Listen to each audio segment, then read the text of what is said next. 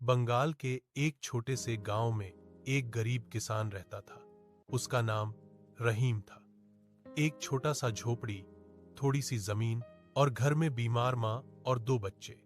हर दिन सुबह फजर की अजान सुनकर वह उठ खड़ा होता, वुजू करके 5 वक्त की नमाज अदा करता।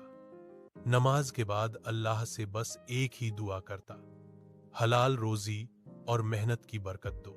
रहीम दिन धूप में जलता, बारिश में भीगता, मीन पर काम करता था।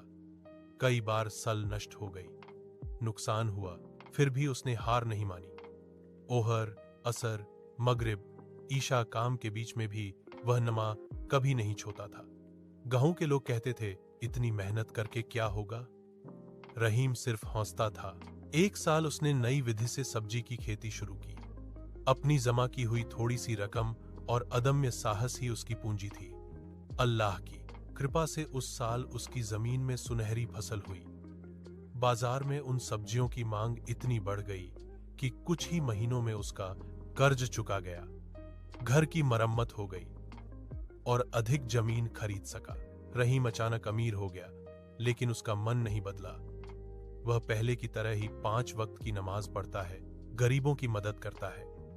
गांव के लोग तब समझ गए कि मेहनत और ईमान मिल जाए तो किस्मत भी बदल जाती।